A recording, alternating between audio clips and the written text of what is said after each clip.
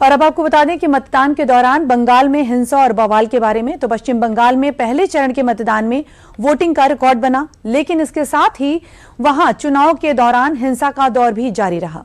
पहले चरण के मतदान के दौरान हिंसा की कुछ ऐसी तस्वीरें सामने आई जो बेहद गंभीर हैं। दिखाते हैं आपको पूरी रिपोर्ट।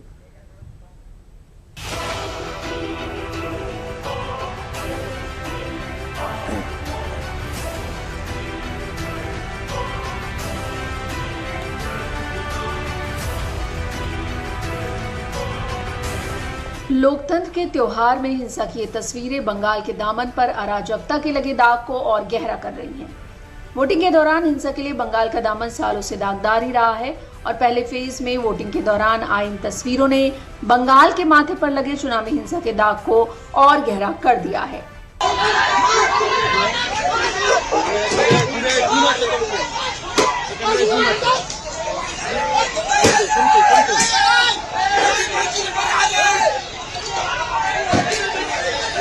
गुरुवार को बंगाल में पहले फेज के लिए वोटिंग चल रही थी। बंगाल की जनता बम्पर मतदान के साथ वोटिंग के सारे पुराने रिकॉर्ड्स को ध्वस्त कर रही थी।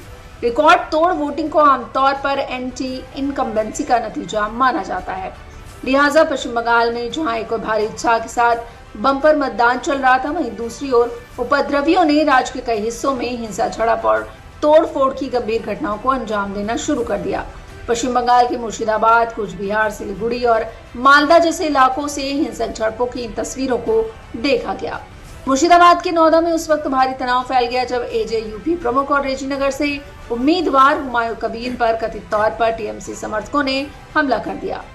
वहीं दक्षिण दिनाजपुर के कुमारगंज विधानसभा क्षेत्र में भाजपा उम्मीदवार सुवेंदु सरकार पर कथित तौर पर तृणमूल कांग्रेस के समर्थकों ने हमला कर दिया।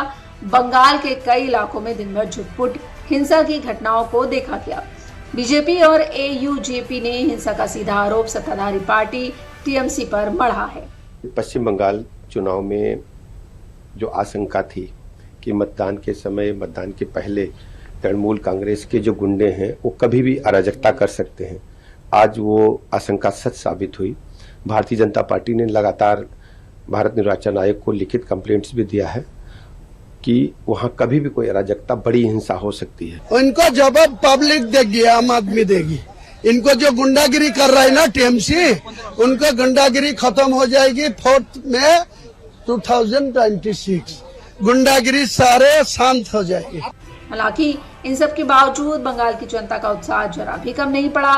पश्चिम बंगाल की 152 सीटों पर हुई वोटिंग में दोपहर 3 बजे तक रिकॉर्ड 78% मतदान दर्ज किया गया। वहीं भीषण गर्मी के बावजूद तमिलनाडु में दोपहर 3 बजे तक 70% तक मतदान दर्ज किया गया। बताते चलें कि तमिलनाडु में एक ही चरण में मतदान संपन्न कराया गया है, जबकि बंगाल में दूसरे फेज का मतदान 29 अप्रैल को होना है।